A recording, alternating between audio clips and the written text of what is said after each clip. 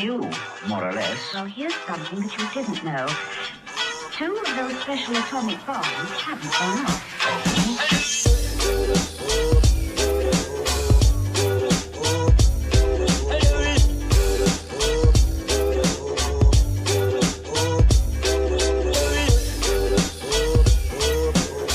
All right, welcome to fantaCTE, the definitively detrimental fantasy football podcast. Our special guest tonight is, well, first of all, I'm Nick Masick. I'll be your host. Your other host, upper left, is Vital DeJuiced. And our special guest tonight on the bottom, if you were watching, we have Ryan Scott. Ryan Scott of West Palm. Yo. Yeah. Woo. Happy to be on, man. Thanks for having me on. Fantasy it is. Yeah, thanks for joining us, man. Anybody who is watching us live, we did have a few live viewers last time. Feel free to type in a question if you want us to talk about something pertaining to fantasy or football or just anything about us also. So I can see the chat over here. It should pop up, and then we'll be able to talk about it. It might just be a little bit of a delay. Ryan Scott, for those followers of the podcast who are paying attention, Ryan is he's another fellow stand-up comedian here in South Florida. But he's not in our league this year. So he's not in the Dick Pick 6, but he's somebody we have earmarked as a hopeful candidate to add to the league next year. For sure. Because we're looking You play fantasy already? I do play fantasy. I just feel like the reason I'm not in the league is because I got on the wave a little late as far as like the comedy, because I've been doing comedy for like 10 months. I feel like if it would have been 11, I would be in the league. I really do feel like you've been out, bro. You should have joined the league. Stop. I didn't think to send you an invite. Honestly, it's because you're kind of new, and we didn't do this. We did this we set this we restarted the league during the whole COVID shutdown. So like, I hadn't seen anybody really. Yeah, we were rushing too. Everybody who was in the forefront of my mind as a comedian, and then, once we started going out again, I started seeing, I was like, oh, Ryan's a fantasy guy. You know what your problem is? I'm pretty sure Nick just went through Instagram and saw anyone in a football jersey and then sent them an invite. He's like, do you play football? Well, much to what he just said, like how many opportunities do we get to really like talk about football at an open mic? So, yeah. I mean, sure. Yeah. Well, you find out one way or another, and here we are, right? Yeah, exactly. So anyway, next year, hopefully we get you in the league. We should have a few spots open, and we're looking to expand anyway. So, but anyway, welcome to the show, and yeah, we're looking forward to. Hey, if our league gets bigger, do we still do keepers?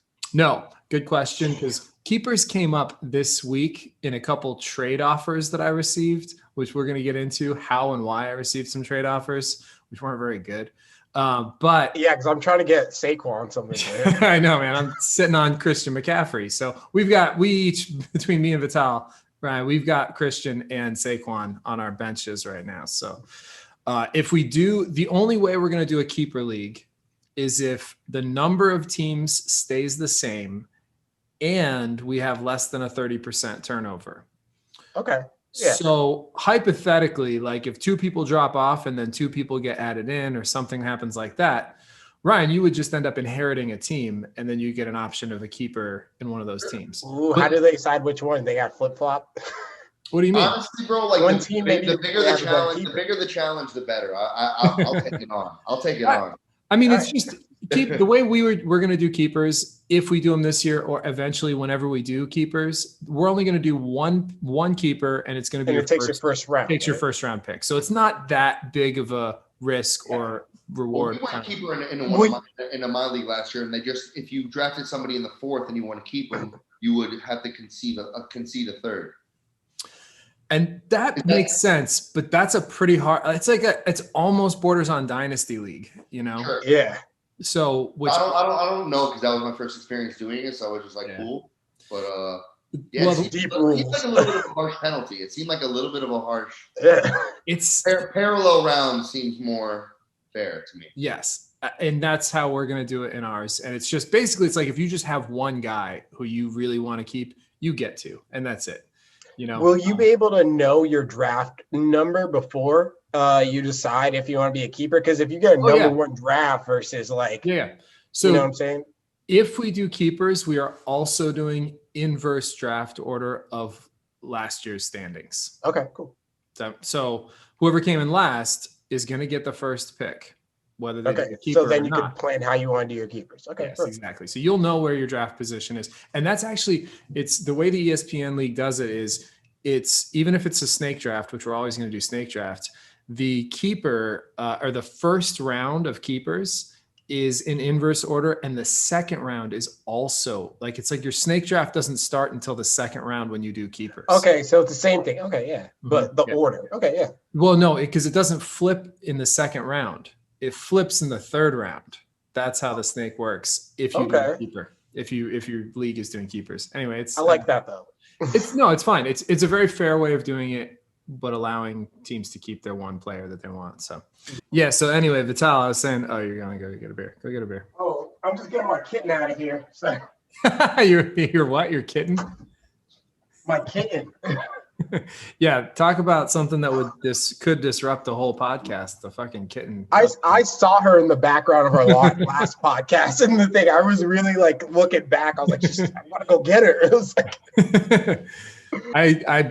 My dog has his best friend over visiting right now, and I put them both upstairs. Just hopefully they don't destroy anything because they play it's like dog fighting ring half the time they're here. Like, yeah, I got 3 dogs, right? Yeah, it's hilarious. I mean, they love each other, but like my dog's a pit, and his best friend is a pit Rottweiler, so it's like 100, okay, yeah. So they're just. It's about 170 pounds of dog just like wrestling in the middle of. Yeah, and they're great. They love each other. They're hilarious. But like when they get going, it gets pretty rowdy and noisy. So like it would sound like a dog fighting ring in my house. Dude, if a construction worker trims a blade of grass anywhere near my house, it's over. Once one dog sparks it, and it's always I got a Havanese, I got a Pomeranian, I got a Black Lab. So once the Havanese sparks off, here's the blade. It's all systems go. Dude, that sounds like the full spectrum of like an orchestra too. Like you've got the tenor, the soprano, you got them all. So all right, so let's talk anything you got that jumped out at you guys first of all from this weekend of sports and football that you want to talk about. Cincinnati's worse than you thought. Because Lamar Jackson also only got like 10 points, so they're that bad. Like think about it. Right. What about you, Ryan? Anything you got?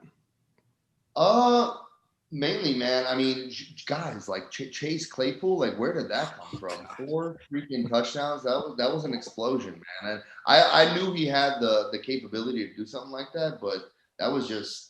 I feel like he's automatically the one right now, especially with Johnson getting injured.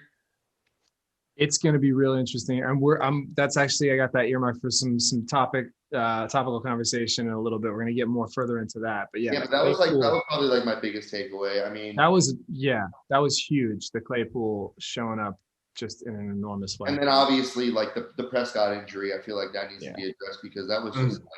All of Dallas receivers' values just went down. That was one of those injuries where it's like it's hard to watch because he didn't get like smashed. It was just like it's just one of those freak things that you just hate to see. It was a weird thing, and even the defensive back was Logan Ryan of last year's Titans and then Super Bowl Patriots infamy. But he went on like immediately. He was just like I felt sick to my stomach because he knew, like he knew how bad it was when it happened, and he was like that's a shitty feeling too as the player that causes the injury. It's that devastating, and you didn't mean to. He was just making a regular tackle. There was nothing unusual. Right. About it. Yeah. It wasn't like impactful. It wasn't even a hard hit. It was just a normal tackle on a normal play, a short scramble, and season over. That's rough. That's always how it goes, though. It's never on a superstar play. It's always like people hopping off the sidelines. It's usually one of those freak things. Yeah. We've seen it. We've seen it, in all different kind of sports, whether it's like Paul George or we've seen these kinds of injuries, and it's just like you hate to see it. Yeah, it sucks, and it sucks and of course, obviously, it sucks for us because sucks for the fantasy side of it. We're going to talk about that too. Before we get into that, though, and then waivers and who you're going to pick up and whatnot, how that affects your teams, let's talk about one thing that came up in a couple of my other leagues this week was, and I brought it up in our league too, was contingencies because of tonight's game. The whole reason we're doing Tuesday night broadcast is because we have Tuesday night football. This is the last game of the week. And it was in jeopardy. A lot of people weren't sure if this game was going to happen because they didn't know how the testing was going to play out over the next couple of days. So some of the leagues, a lot of leagues, there's questions in every league because there's players on the Bills and the Titans in probably just about every matchup in any fantasy league. There's a ton of players that are in play. Even the defenses are usually in play.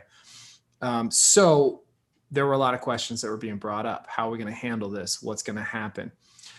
Some people in one of my leagues asked for contingencies. Now, contingencies meaning they wanted to be able, and this is something apparently some of the ESPN guys have been recommending, they wanted to be able to pick a player on their bench if the game tonight didn't happen, whose points they would get in the event that they canceled this game in advance but after those guys had played. Does that make sense? No. Not after they played. You understand the concept at least, though, right? I get the contingency, but it has to be before they played. You can't be like, hey, this guy got 40 points. Hey, I want him instead. Get it. Oh, no. They would have had to make those contingencies before the players played. Yeah, that's if this perfect. happens, that's actually a really good plan. I didn't like it, though. That's the thing. I don't like if the game's not being played, dude, they lose a lot. If you had a lot of players on the Titans, dude, that would have cost you waiting for a Tuesday night game because you have no backup. It's wide of a range for a massive point swing because when you, with 6-7 bench spots, even with the contingency, being able to pick. So there's two sides to this, and I know that there is the one side where yes, it makes sense because it's a special circumstance and fairness and whatever. But here's the other side of it: if you're overloaded on Titans or Bills, you're not a very diversified team. Like that's just, that's kind of on you. And we all knew going into this year that there were going to be issues. It's not like this happened, like the coronavirus COVID just happened a week ago. This has been happening long before the season started. Well, so here's the thing. If it wasn't determined that this was going to be how you were going to play it preseason, then I say no. Because if you didn't put this in plan, like if this was not your league rules before the season started, I'm of the opinion you play with what you got. You take the risks involved in leaving those guys in your lineup or not, and you make the best decision you possibly can. Because, and by the way, I have Josh Allen and Derrick Henry on one of my teams. And I was still against those two best players playing in the game. The two best players on my team, and I was still against it because this is just part of being a fantasy football manager in 2020. That's how I look at it. It's like, let me hear Ryan's point of view on this. Go ahead. Hit me with what you got. What do you think after hearing my side? No, the only point I was going to make is that it's hard for me to develop my side on this, but the point I was going to make is that this is the first year where it's really been like ESPN or Yahoo hasn't designated things to happen. You had to be a commissioner this year. This is the first year like a commissioner, and I'm happy I'm not one this year because there's just other shit going on. But this is the first year a commissioner really had to be a commissioner and decide some shit for their league, whether it be like reserve roster spots or contingencies and with bench points. But I'm having probably one of the worst fantasy years that I've ever. I am in one league. I just do one league, but I am having the worst fantasy year I've ever had in my life. We want to hear about. I'll take all my benches points. I do want to hear about that. I want to hear about how bad your year is going and see if we can help you in any way, shape, or form. I don't know if we can, but we do. I want to hear about that. But just one last point on this whole contingency thing. First of all, because it's one of those things, if it's not decided before the season, it should be just how it is. I did put some stuff in place, and so did some of the other leagues that I was in, where we have 3 extra injured reserve spots. Now, I don't know if the guys who are out because of COVID qualify, and that's on ESPN to some degree. but you can't change that after the season starts. Like those aren't things that I can. Yeah, I get all that, but a lot of times you didn't know how ESPN was going to play it. I would have never thought they would have played this game on Tuesday. If you had asked me in September how they would have done this, I would have thought they would have canceled the game. And then I don't have to worry about playing my Titans players or John. You know what I'm saying? It's not even a thought in your mind. Right. The whole thing that they're moving these games kind of changes the landscape. So at least you should let the league vote on it. Because it is a new scenario. I thought they would cancel games because of COVID, not move them to Tuesday. Yeah, I mean, nobody really knew what was going to happen, but it goes outside the whole idea of picking bench players, and then I have to figure out how much you would have scored if this had happened or if that hadn't happened.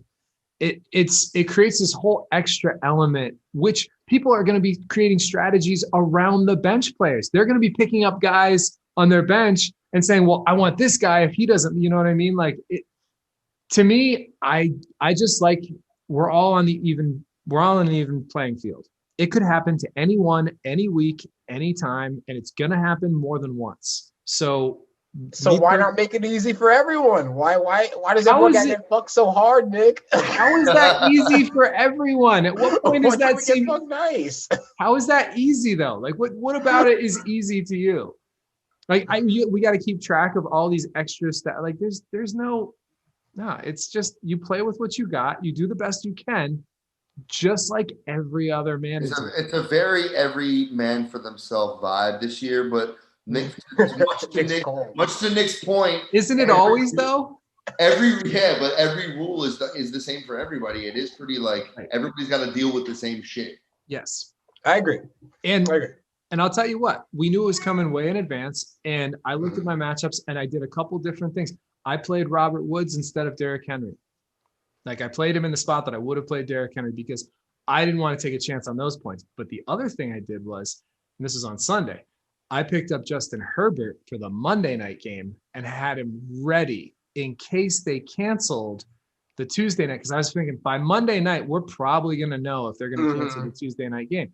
So you see, like I hedged my bets a little bit and I ended up winning. That's a lot of moves, man. That's a lot of moves. What if all your other players are locked up and you don't even have the movement space to do that? This was on Sunday. Before any games were played, I made these decisions because we all knew on Sunday morning that this was a possibility. Everybody knew, and you had time to make some maneuvers, to make some plans of your own instead of basically, I don't want to make it easy for oh, we're going to make it easy. It's 2020. Nothing's fucking easy. Like, just, like you're going to. Yo, give people a break, nigga, man. I didn't give myself a break. That's my whole point. Exactly. Right? Maybe you should, bro. No, man. I think it's just part of playing fantasy football this year. That's how it is. It's just part of the game. You know. Yeah, if you chose to participate this year, you knew the potential headaches coming into it. Yeah. Well, that's yeah. Why that was just a one league for me, and just like that's it. And listen, I had guys get hurt anyway. I had Deontay Johnson get hurt. I had Dak Prescott get hurt. Fucking Sean lost Saquon Barkley. You know what I mean? Like shit happens. Right. And shit happens that you don't even know might happen. At least in this situation, you have a pretty good idea. Like, oh, hey, maybe I should take a look at this. Maybe I need to make a different plan. It's not a huge thing either way. Like, I mean, it should be the only difference between one or two players for you. Yeah. You shouldn't be loaded up. Like, no, but I mean, in that one particular league, my top two players were in this game, and I had to make some hard choices and figure it out. But I did, and it wasn't that hard, man. If you're an experienced fantasy player, you should be able to handle this and not put it all on your commissioner to keep track of a bunch of nonsense. He's protecting the commissioner. This is what this is about. Like, he's not thinking about us little guys. Don't make my job harder than it already is. So I actually won my league last year, and coming into this year, I was sitting pretty. It was a keeper league, and I got to keep three guys. And I talked to Nick one night and told him who he kept, and he said, "Yeah, you are sitting pretty." And it was Eckler. Okay. I got to keep him for like a fifth. Drake for an eighth, who was coming in hot, and then I got to choose between McLaurin, who I didn't draft, who I kept for like a 16th, or Metcalf, who I drafted for a 14th, who I wish I had now, Metcalf's been balling out, but he had a really bad couple of 2 seasons. It's not just that. So like, he's come back hard. Oh, which one? Metcalf. DK Metcalf. He's just been coming on gradually, but that was last year was his rookie year, wasn't it? Yeah, was it? Rookie year, yeah. Yeah. Okay, then. It was a rookie. He was like, I deterred and went McLaurin. So that's where I'm at. He just had a 1-point game. I'm 0-5. I'm catching bad luck. And I have a good team. It's just I got Diggs, Roethlisberger, Clyde Edwards-Helaire, who just Waller, and then I started Kelly last night. Like just Julio Jones. Oh, dude, you're not the only one. My team looks so stacked, but I'm like 1-4. I just lost to goddamn J guy. This is disgusting. If I'm leading by 70 points every fucking Sunday night, and Monday night I'm down. I don't know how it happens. You have had really bad luck this year, Vital. Like I'm the only team Vital has beaten this year. Even that was close. Yeah, Jay. I'm going to go postal. I know you want to talk about it later, but I'm going postal on that. I have like $70 left, and I'm going gusto on Playpool. Everything. Not everything, but like $50. I agree. I'm not going to disagree with you on that. So we don't do in our league, because our league's kind of new, and we have a couple people who are relatively new or also just don't know what they're doing. Sure. We haven't done the money buy-in for, the bidding for waivers yet. And it's something to me, that's like one of the evolutions of a league. Like if it's, once you have enough people who've been doing it long enough, they understand waivers, then you throw them that curveball. We're like, all right, this year we're going to do it's like a level up, for a league, and we're just not there. Yeah. I love Fab just because I feel like everybody has the same opportunity to get everybody they want. Mm-hmm. And it's not like a rolling, rolling system, you know what I mean? But that's just from me, playing in both types. And I like it personally. I like it too. And I fully plan on implementing it into our league as the league matures. But we've got guys who didn't even know how to do waivers last year or even some. No, I get it. So, it's definitely more novice to do it the waiver way. Yeah, we're just we're trying to get everybody up to fun. Keep it light. Yeah. Man, waivers are going to get heated this week, though. It's not going to be, there's nothing light about it. So one of the things that I did put to a vote in our league, and this is in the interest of balancing things out because of those certain COVID contingencies that we don't know what's going to happen or how the league's going to play out. So they've been talking about how week 18 is something that is in play for the league. For the NFL, the week 18, adding an extra week of play, if they need to, they will do it, but they're saying it's a last resort. What I proposed to our league was if they add a week 18 with, I want to say at least 4 games, then I propose adding a week to our fantasy season to help balance out the teams that may have had some of their best players on 2 bye weeks, potentially. So, for instance, if the Titans fucking do something stupid again, then the Titans might have a second bye week. So, adding on an extra week to fantasy, which also part of it's just like, hey, 1 more week of fantasy football, yay! Like, what else? It's something more for us to do. 1 more week. Vital, you're the only one who voted against it, which is interesting because you're the team that stands to benefit the most. But tell me why you voted against it first. Oh, I just don't think it's going to be enough players to really help out. Like, how many games will be played? And not, like you said, it will be 4 games maybe? That's 8 teams. So here's let me explain to you the whole situation how it would work. Right now, our championship week would be week 16 of the season. Week 17 is usually garbage time, right? So you involve week 17. If they added a week 18 with at least 4 games, you're talking about 8 teams playing. But why wouldn't that be garbage time? It will be, but it will create enough doubt in terms of the final seedings of the playoffs so that week 17 will not be garbage time. And every team will be playing week 17. And I don't think there'll be any garbage time games happening week 17. Do you follow my logic? I get that, but I don't know. It feels like I don't know if that really benefits me. The reason it would benefit you is because you do have a really good team. You have one of the highest scoring. I think you have the fourth highest scoring team in our league right now, and you've been getting scored on against so much. So having that extra week will give good teams one more chance to get a win, to eke their way up into the playoffs, especially if they've been hurt by their best players having multiple bye weeks due to COVID situations that are, extenuating circumstances. So that was my contingency as a league-wide thing. And also it just gives us one extra week of fantasy football, which who doesn't want that, Like we could play all year. It does seem to overcomplicate it, but I do like the extra week of fantasy football. I actually won't complain about that. It actually, see, there you go. It's multiple wins. And it doesn't overcomplicate it. It's just one more week of fantasy. That's it. That's all it is. But only as long as there are, I think I say 4 teams playing week 18, because then there's enough doubt in terms of the final seedings that almost every team is going to be playing all their starters week 17, I think, at that point. Okay. You know what I mean? So, does that make sense? Yeah, that makes sense. Cool. Anyway, you're the only one who voted against it. But I think you're the one team that could potentially use that last week to sneak in. I bet it's still going to be the only thing that fucks me. I guarantee I'm just going to snuck into the playoffs and then someone else is going to skate by me. I'm like, oh. I mean, sneak back up. I'll be honest with you, man. Like I'm going to get the win this. I don't know if I'm going to get the win this week. We're going to talk about that. What we need to happen tonight. Yeah.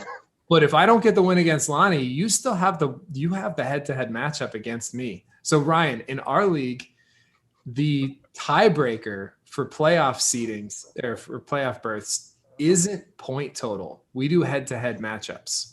Okay, so like it's real NFL. Okay, like it's real NFL, exactly. So the fact that Vital beat me means if we finish with the same record, theoretically he should go into the playoffs ahead of me. But there's a bunch of other scenarios like where I think if I think it's like dope because it replicates NFL, but also because when you play somebody on those weeks, they're the bye weeks. Real. Oh well, yeah. But also every game counts for so much more because the first I think 2 or 3 weeks maybe 3 weeks that I lost. I think I lost 3 weeks in a row. I started 0-3? No, 0-2. First 2 weeks that I lost, both those teams are teams I only play once this year. They're not two of the teams I play twice. So that means I don't have a chance to make up that tiebreaker at all against Vital or Steve. So those games become really and like I said, Nick, it all falls under the umbrella of the league rules are the league rules for everybody. So it's not like it doesn't benefit anybody in particular. You can always fall back on that as a commissioner, bro. Everybody Absolutely.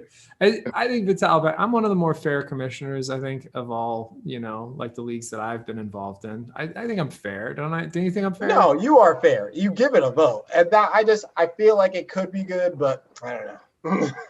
Let's do it. You're talking about week 18? Yeah, let's do it. Well, yeah, we're going to do it. I mean, everybody else voted for it, and it's just one more week of – mostly it's like, hey, one more week of fantasy. Fuck, why not? Yeah. If they give it to us. So, but apparently the NFL is going to try to avoid that if they can.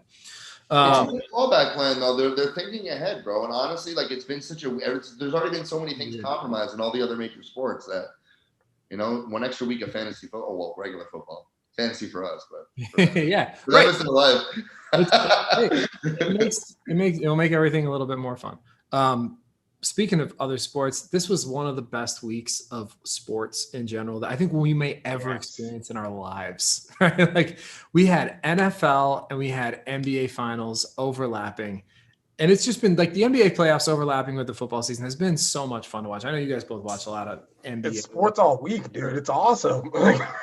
It's been the most like mics I've taken off and like making like excuses about in a minute because it's just been so like Miami final it was a very intense week, but that game 6 you could just tell everything was just completely out of the gas tank. It was just completely emptied. And game 6 was tough. It was hard to watch, man. Yeah, it was hard, but taking 2 was. Dude, I don't want to make this an NBA fast, but it was. No, we talked about NBA. We talked about NBA anyway. Oh, okay.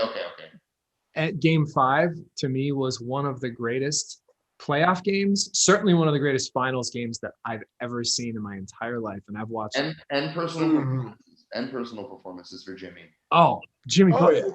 Unreal. He was unbelievable. But that game, to watch that whole game straight through, and especially like the last 5 minutes of it, you hear the guys who have been, they kind of stopped watching the NBA. They tuned out after like the 90s era. And the guys who say, it's not as good as it used to be. It is as good as it's just as good as it used to be. And game 5 was every bit as good as any game ever in any finals. Ever. Do you think this continues outside of the bubble, though? The bubble basketball has been so good for the NBA. Good question. I don't know. The bubble feel, the bubble vibe. Dude. Honestly, I think that my personal opinion is that the Cavs Warriors 4 in a row that they played, it was 4 in a row, right? Really, the first 3 years that they played against each other. Okay, yeah. That to me was one of the all-time great rivalries that we had. One of the best three-peat. That was some really great storylines, intense stuff that going back and forth. I thought that was great for this era of basketball. That was defining. So hasn't the NBA always been back and forth and rivalries? People act like, I don't know, maybe there was a time when it was just between LA and San Antonio, I guess, maybe, but there were a lot of teams that were just kind of there a lot of the time. And then there were the Cavs and the Warriors, and neither of those teams had been there very much at all in a long time. And it was all about those 2 teams for 4 years in a row. And the Warriors, the Warriors are about to be back. We'll see. We'll find out. That's going to be really fun to watch next year. But you think of Clay and Steph, that's all you need, dude. Everyone's got to do it. They got to beat the I champ. remember it being a foregone conclusion at the beginning of the year, unless any major injuries were to happen. Those were going to be the 2 teams in the finals. Yes. And that was compelling, and it was interesting to watch, and it was fun to watch, and it was good for this era of basketball to have kind of like an established consistency in the finals where, for years past, they had those teams for 3 years in a row or 2 or 3 years in a row that were going to the finals. And could you knock them off? Could anybody knock them off? And that was the big. But honestly, it was just whatever team LeBron was on. Well, in the East. In this era, yeah. The Celtics disrupted that. They were kind of for a long time after the Celtics. You're right, it was. So, but on the same LeBron thing, before we conclude the NBA talk, man, do you guys feel this is a big one, man? Do you guys feel like the conversation could be brought back up? Has it never had a stronger point? The LeBron versus. I've always felt that way. Can I just say this? It's the same thing I put about Tom Brady. I think I said this to Nick last week. Could you imagine? Just imagine a fucking LeBron on the Jordan's team without Jordan there, just Pippen and like Rodman and like Kerr and Phil Jackson coaching him. That is an unstoppable monster. And then imagine Jordan on the Cavaliers. That's like Russell Westbrook now, like when he was on the Thunder. The one guy putting his whole soul into it, and then the Cavs. Or it's not the same. I don't know. That may upset some people, but I don't understand how people can compare the franchises they started on. Right. But they can, because the Bulls were terrible in the beginning too when Jordan first got there, and they had been bad for a long, long time. So there is some comparisons, but the free agency era changed everything in the NBA, and it really wasn't happening that way when Jordan was in the league. So it is kind of hard to compare those. I feel like Jordan had 8 of the 8. It was very 8 of the tightest, greatest seasons combined into one time, and LeBron has had about 16 of those greatest years.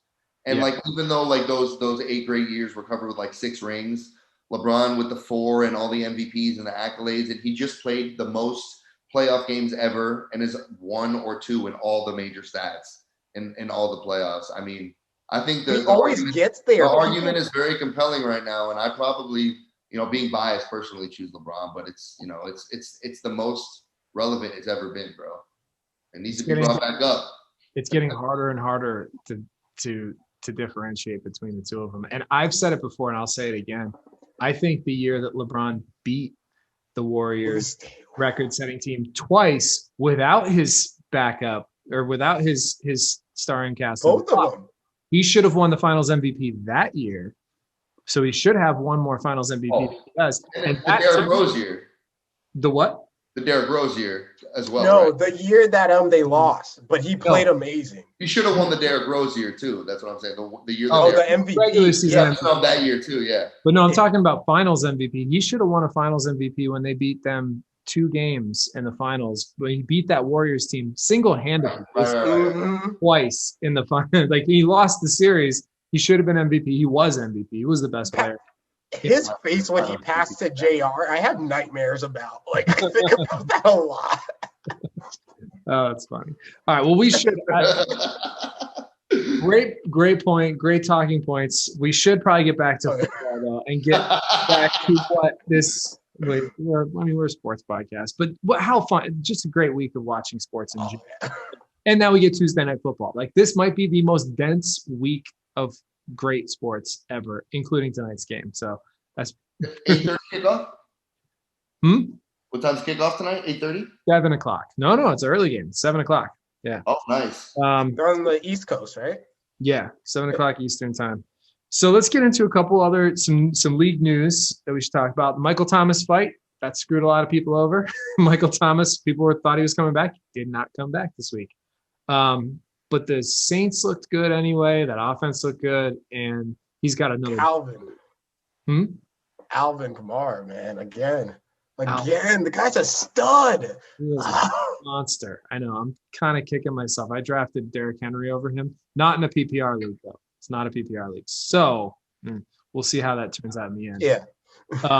But yeah, fucking hey, Kamara, dude. He might get drafted a little higher next year. We'll see how that happens. The Dak Prescott injury. Let's talk about that for a few minutes. We mentioned it. You mentioned it, Ryan. Dak Prescott going down sucks for anybody who had him, which I did in our league. You got to replace him. What are you going to do? What options are out there? And let me tell me how you feel about this. How do you guys feel about Andy Dalton playing for the Cowboys now in fantasy? Yeah. I mean, you see, it's just so crazy how it's like a parallel universe. Like, you see how they did it with the Dalton pickup, and there were whispers of him starting if Dak didn't get the contract. He didn't, but he played and balled out. But now it's all coming into fruition. So it couldn't go better right now as far as like their planning for this situation. Very true. Great point. And good for them. What do you think, Vital, about the whole situation from fantasy perspective or otherwise? From fantasy perspective, I don't think Dalton will do decent numbers, but I don't think he'll lead them to wins. I really don't, because the way that Dak's had to perform is exactly the way that Dalton's failed. Like, those last-minute drives, all those put him through. But he'll get decent numbers, I think. But he won't bring Dallas to the playoffs now. I agree with you there. I think Dak was having to play like Superman just to be in some of those games. Yeah. And although their division is so bad, it's the only thing they could see. I don't know.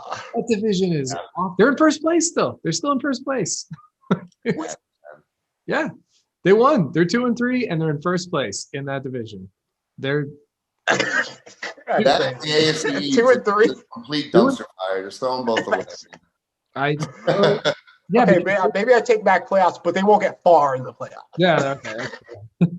I mean, unless they figure something out on defense or make some big free agent signings. But yeah, from a fantasy perspective, I think Andy Dalton's decent. He's not going to be Dak Prescott, but nobody is. And the available quarterbacks that are out there are, so there's a couple different options for you if you have Dak Prescott. And I've been looking very deeply into this because I had Dak Prescott. So I received 2 trade offers in our league, because everybody thinks I'm panicking or fucking, like I'm just like it's fire. I lost Dak Prescott. I thought you were gonna pull a Sean. Dude, they thought, yes. Some of these trade offers I've had, both of them asked for Christian McCaffrey, which, by the way, I did offer them something first. I offered a quality running back. I offered David Montgomery for Aaron Rodgers, Kyler Murray, and Deshaun Watson. Those are the only quarterbacks I'm willing to trade anybody for on people's benches. Those guys are all backups for 3 teams that are in our league. They're all, and the reason I will take any one of them is because I'm lazy and they're consistent. Like I know those are backup quarterbacks for them. Yeah. There's a couple. Oh, that would have been great for them. I'm pretty sure he's about to be putting up RB1 numbers the way Chicago's playing.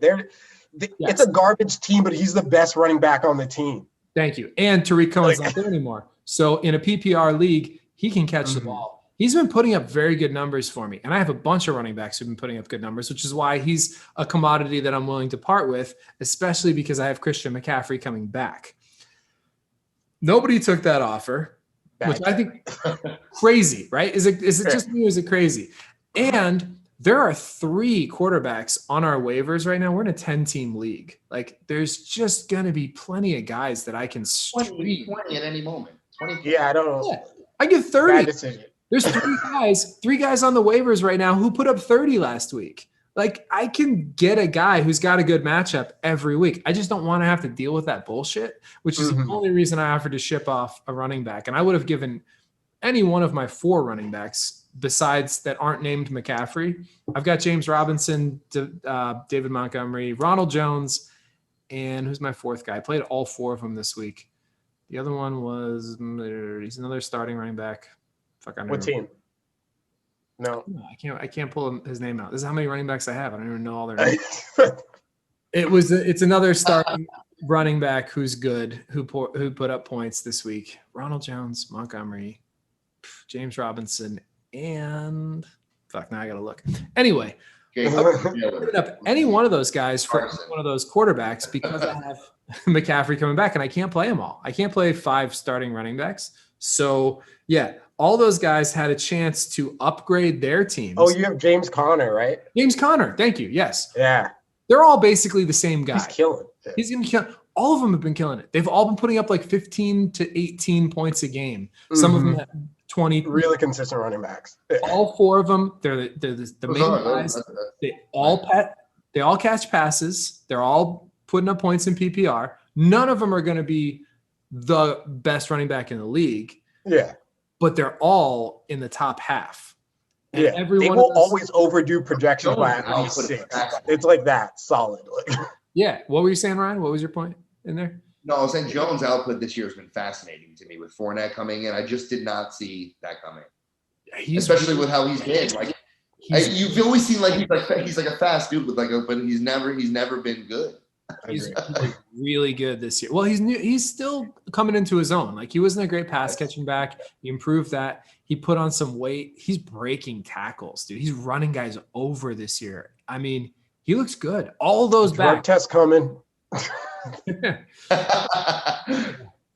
So anyway, I'm now of the opinion where if I'm not getting those quarterbacks, I'm going to fucking stream a quarterback. Now you might be in not the same situation as me. Maybe you're in a deeper league where you have to try to make something happen, but there are guys out there where it's not going to be that big of a drop off. And by the way, every one of those teams that offered me a trade or to turn me down for a trade needs running back depth. Like they don't have it because I've got it all. I don't know how I'm losing at this league. Like I'm so mad.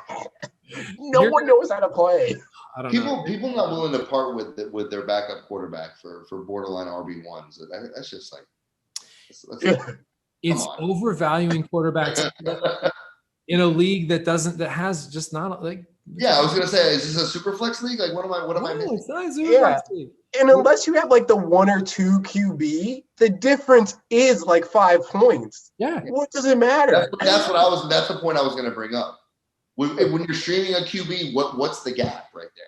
Right. It's not much, honestly. Like there are 3 guys on the, like I said, 3 guys on the waivers who scored just as much as all those other guys did this week. I just don't want to have to, it's more, like I said, it's a matter of me being lazy and having luxury running backs. Like I'd rather just leave a guy in and not have to think about it, but I'm willing to do the work to try to win the game. So I'm going to just fucking stream QBs for the rest of the year, whatever. So a couple guys, let's talk about some streaming QB options this week. By the way, another smaller, not that it really matters that much, but Washington, you're talking about guys like McLaurin, whose value just went way down probably.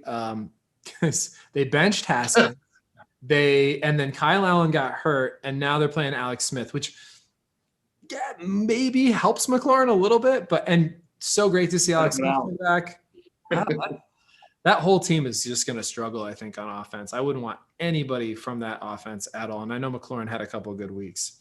So let's talk about some streaming quarterbacks real quick. Quarterbacks to replace Dak and streaming options. We talked about Andy Dalton. How about Fitzmagic? He's got the Jets. That was a fluke week, man. They balled out. But it's never a fluke with Fitzmagic.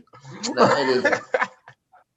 It's just a roll of the dice with Fitzmagic. We know he has it in him. We've seen these kind of games 3-4 times a year for the past 10 years, man. I mean, it's ridiculous. And honestly, I hate to say this because I'm going to pick them in my survivor pool, but I feel like it's going to be a dogfight, man. I do. Against it's going to be like I feel like it's going to be like a 19-16 dogfight. Unfortunately, I mean, that's just my personal feeling. AFC East divisional clash. I just feel like the Jets play up and we play down. That's my weird prediction. Okay, I could see that happening. But here's the thing with Fitzmagic. He's not one of those every other game kind of guys because he is way inconsistent, but he's not an every other game. He's like 4 great games in a row and then 4 terrible games in a row. I hope, yeah. So I'm actually thinking he might ride this wave of magic that he just fucking ran it up on the 49ers. I think he might ball out against the Jets. So he's a guy who's a good option for a streamer. He does ride waves when he's confident. You're right.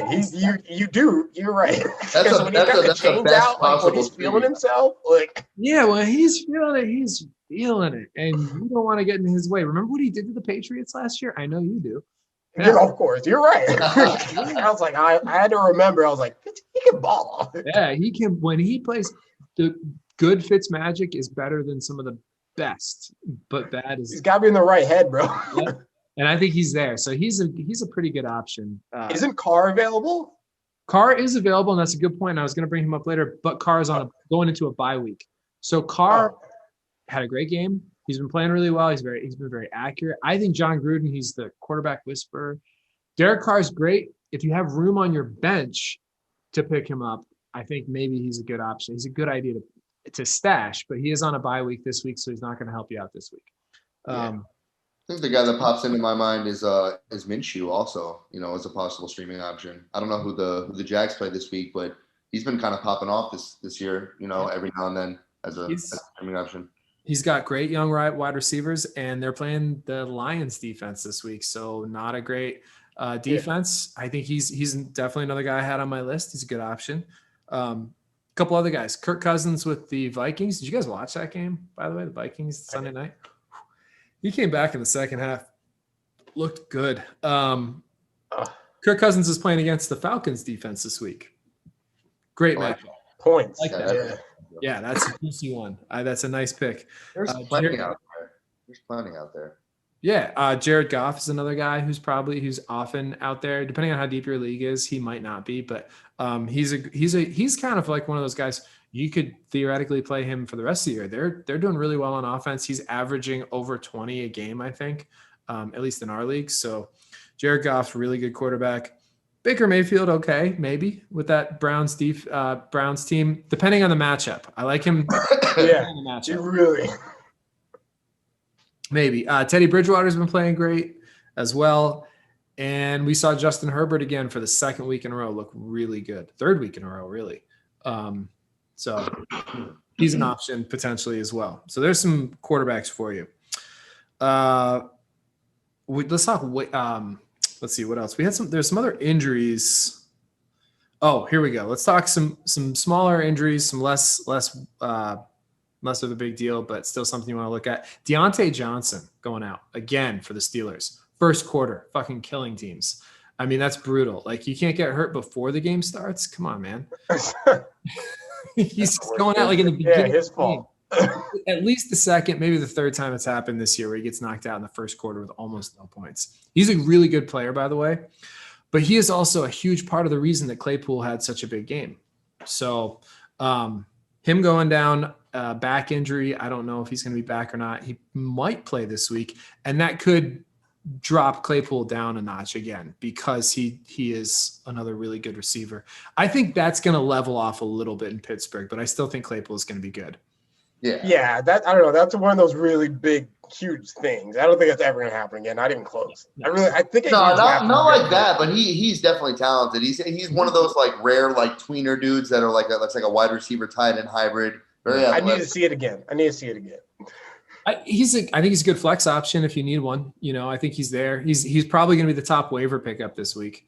Yeah, for sure. Especially, that's how people are. That people treated Burkhead like that after he had that huge game, and then I was like, no, he's still Burkhead.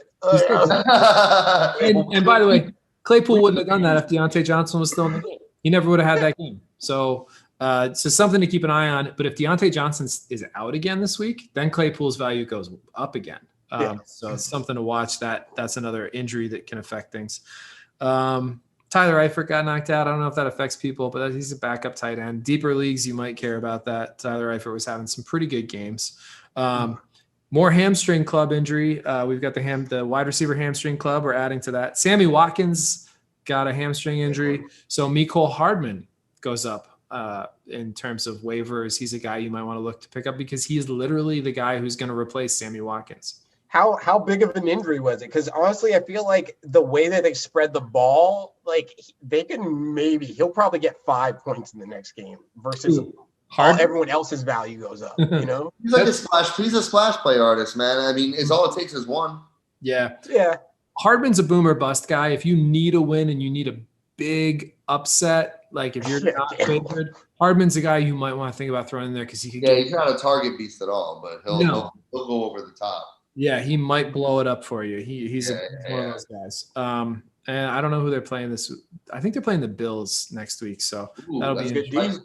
That's a spicy one. Yeah, that's gonna be. Bills are tough right now. I can't wait for that game. That was supposed to be this Thursday, but they flexed it to Sunday because of tonight's game. And then AJ Green got a hamstring injury again. Fucking big. Did you see the AJ Green thing with the little clip of him talking to the ref on the sideline and saying, "Why don't they just trade me?" You didn't see that? Anybody see that? They got him clearly, bro. Technology, I swear. So they have him literally zoomed in, like all the way zoomed in. He's like, "Why don't they just trade me?" That's fantastic. I was like, bro, you're also 32 and declining. Like you're maybe a little like bit of a bitter old man right now, bro. I do think he's got a little juice left, but I mean, if he can stay healthy, I don't know. We'll see. They got a lot of weapons though over there in Cincinnati. If their quarterback can figure it out, couple guys coming back from injury before we get to waiver receivers. Couple guys coming back from injury, both for the Eagles. Alshon Jeffrey and Deshaun Jackson are both coming back.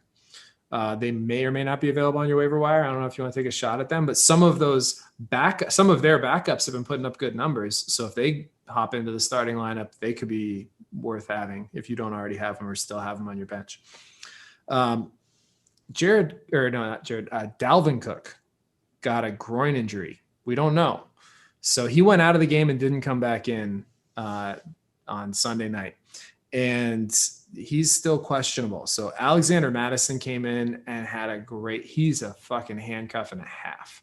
So if you didn't already have Cook handcuffed with Alexander Madison, somebody is going to grab him if he's the starter this week. He's like a top 5 running back. He is a fucking monster. And they love to run the ball. And they run to set up the pass in Minnesota. So Madison, probably one of the top waiver targets for running backs. Chase Edmonds also for the Cardinals balled out. If he's available, he'll be gone in a heartbeat. Wide receiver help if you need it. If you have one of those guys, we talked about Claypool. Henry Ruggs III had a great game coming back from his injury for the Raiders. He's not playing next week, so he's going to be projected at 0. He's not going to be high in the projection charts, but he's there. If he's there, you might want to go looking for him because you have to dig down to the bottom since he's on a bye week. Brandon Cooks had a huge game for the Texans. He looks like he's finally healthy, and that's good news for them and good news for you if you have him. And then T. Higgins, another guy, because of the injury we just talked about. Yeah. So those are the guys you might want to look at if you're a wide receiver, looking for wide receivers on waivers. All right. Was there anything else we should talk about before we get to our worst QB picks? What we need to happen to win, right? Oh, yeah. We still doing that? Yeah. Let's talk about what we need tonight. Okay. So, Vital, what do you got going on? I need he has one more player left to play and he's up by 4. I have no players. So if he can like make negative points somehow, I got it. Listen, the part that makes me mad, first off, Aaron Jones is already like on my bench. I have Michael Thomas injured, right? I'm going through it. I still would win this game if Baltimore doesn't score 25 points on defense. I know. Baltimore. I lost by 4 points. I would win if Baltimore doesn't score 25 points. They score 20 points, I'm fine. They were good this week. The Baltimore defense won me one of my other leagues. They just Fuck. And I think you had the second highest point total in our whole league this I week. can't win. It's been on you. At least you got one. So Ryan, can you win tonight? Do you have a chance of winning tonight? Bro, I got balled out on again. He's done, thank God. He has 140.70. I have 87. I have Diggs left and the Buffalo defense. So Do your defenses score a lot, or is it like an average defense scoring league? it's an average defense scoring league. Ours is a little bit higher than average, but it's not super inflated. But yeah, I don't think you're gonna. Hey, they could have a Ravens game. Believe in it. They It's looking good, man. Yeah, he had Gurley, Baltimore defense. He had Kyler Murray. you ran into it. Overwhelmed. My matchup is it's very much in jeopardy. It's going to be really interesting. Lonnie needs 25 points from Stephon Diggs. Ooh, doable. Very doable. Doable. It's like that number where you're like, God, do I bet the over or the under? That's right there. That is over under, right? Well, he has been a target monster for them, man. It's all about him getting in the end zone, though. And if he gets in the end zone once, then that's doable. Well, it's PPR too in our league. Ooh, It's that's definitely doable. so, it's going to make it really interesting. You got to get in the end zone then. I know. I'm a little worried about it. Tennessee's good corners. Who's Tennessee's corners? I don't know, but they have a good defense generally speaking. But I think they have a really good secondary though. I do. They always have, but they did lose Logan Ryan. I didn't realize Logan Ryan wasn't there until I found out he was the one who hurt Dak Prescott. I thought he was still with him. Yeah. So, but yeah, they do. They just have a solid defense in general. But man, 25 points from Diggs. Like it couldn't get closer as far as going into this game. Like, we'll see. I feel like it's either going to be really close or really far apart. It's not going to be like 16. It's either going to be like an 8-point game or like 26. I know. That's what I was thinking too. I'm like, God damn it. It's going to be so tight. All right. So who do you guys like in tonight's game though, as far as just straight up winning, losing? Who do you think is going to win? I think Buffalo will win tonight, man. I just think Josh Allen's on a roll. He's on the way to becoming one of the best QBs in football, bro. Like before our eyes, like he's definitely right up in that top 5, in the bottom half of that top 5 right now. Maybe like at 5, but I think he's gonna. If it's him versus Tannehill, I think he's a way better quarterback. Way better.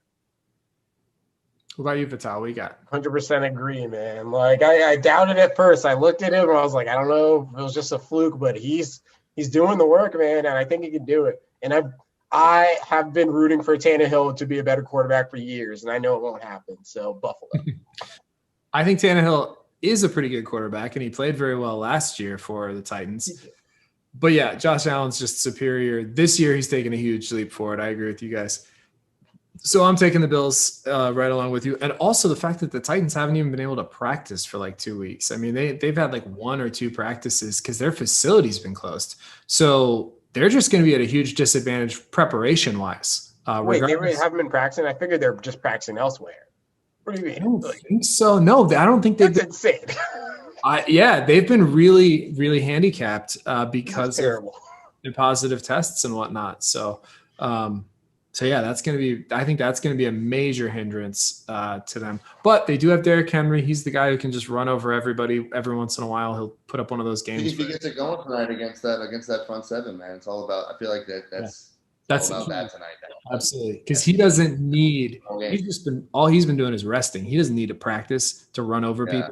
Like that's gonna be the matchup right there. The Bills front seven versus Derrick Henry in that run game. That's gonna dictate the pace tonight.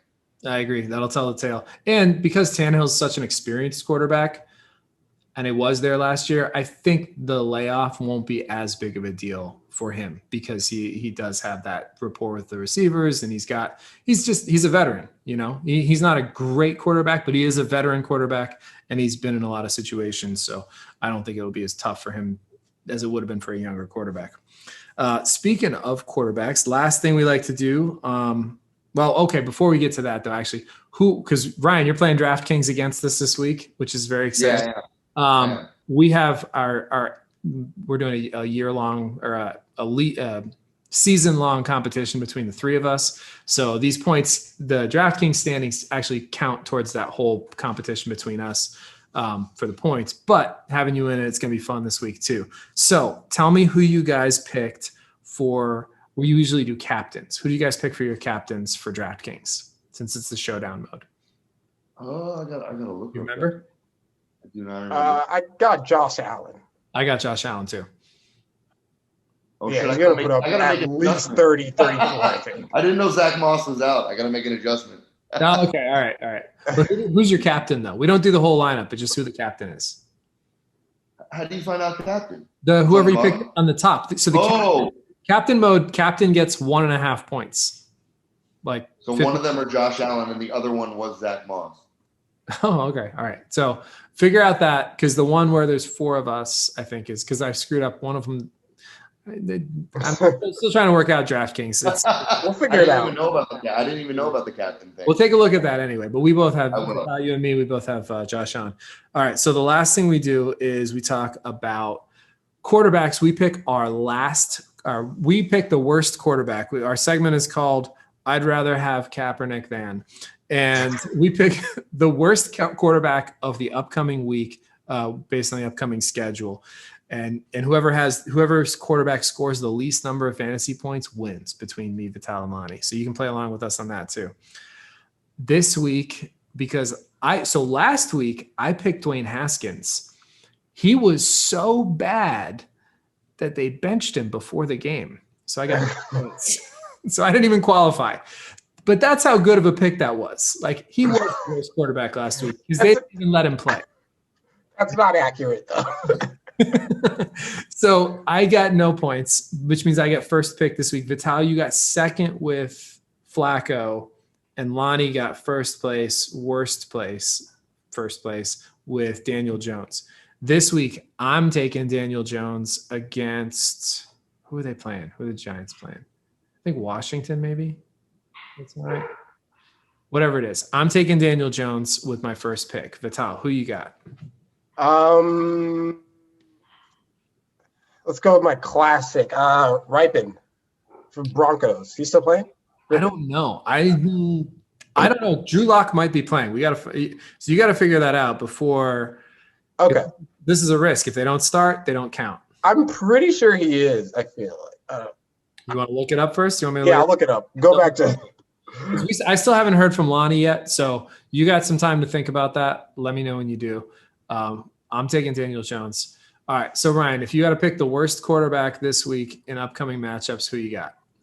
I unfortunately have to conclude on this note, but I will make one pick. I think Flacco. I'll go Joe Flacco this week. I think he's gonna shit the bed, and yeah, it's my pick, man. That's a great pick. All right, before you run, we're gonna get out of here too. Before you run, you want to promote your shows, upcoming comedy shows?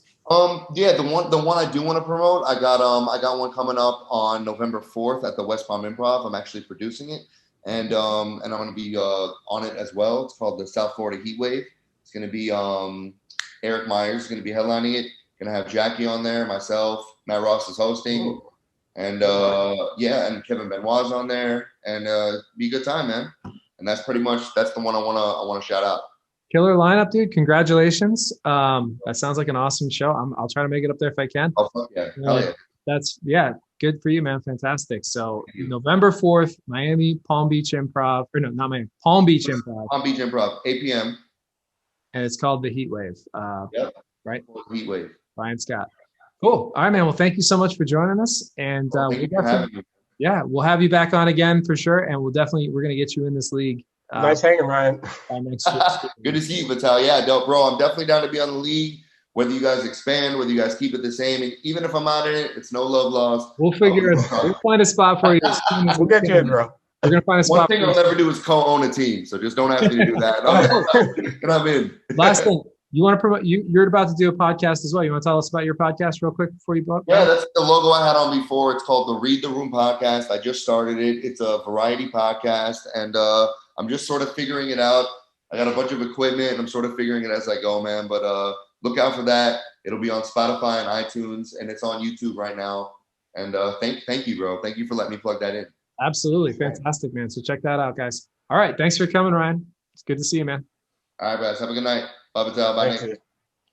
All right. And once again, we are fantaCTE. Do you have any shows coming up that we need to plug for this week? I have Villain actually this Saturday on the 17th. Cam is headlining. Cam Burchard, right? Is that his last name? Bertrand. Yeah. Cam, Bertrand, who's yeah. in our league. Florida's funniest last year. Right. So hopefully we're gonna get Cam on at some point. He's in the Dick Pick 6 Fantasy Football League as well. Yeah, he's number 2, right? He's He number kicked my 2 ass. now because I'm about to knock off Lonnie, hopefully. So Villain Theater down in Miami, Catch Vital the Juice and Cam Bertrand headlining. And then yours. Your show. Yeah, our show. Yeah, before our show though, I'm actually going to be in Miami on Thursday night for the Clash for Cash at the Ringleader Comedy Club, the new weekly show that they're doing at the Hard Rock at Bayside in Miami. It's produced. Well, Dean Roshti's hosting it. The Clash for Cash. It's like a little contest that they have first, and then they have a showcase and a headliner. And it's all right there in the Hard Rock at Bayside in Miami. So I'll be there on Thursday night for that little contest, which should be a lot of fun. They do that every week.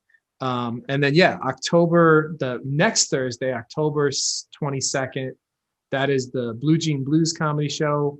Myself, Vitalis, one I'm producing, we're both going to be there. So come check us out at that one. That's going to be a lot of fun too. All right, buddy. It was good to see you. Dude. Good luck tonight. You're already in with DraftKings? You gonna watch that? Yeah. All set. Feel confident about it. Sounds good. All right. All right. See See you, dude. Good luck. I forgot one last thing. For anybody who's watching, we're on fantaCTE. I always got to mention we're on YouTube. Watch us on YouTube. We will have the full episode up available on there. We're also on all the podcast sites: Apple Podcasts, Google Podcasts, Overcast, Spotify, and everything else you can possibly want. So follow us, like us, comment on anything, whatever. Thank you for listening. All right. All right. I'll see you guys later. See you next week. All right, guys.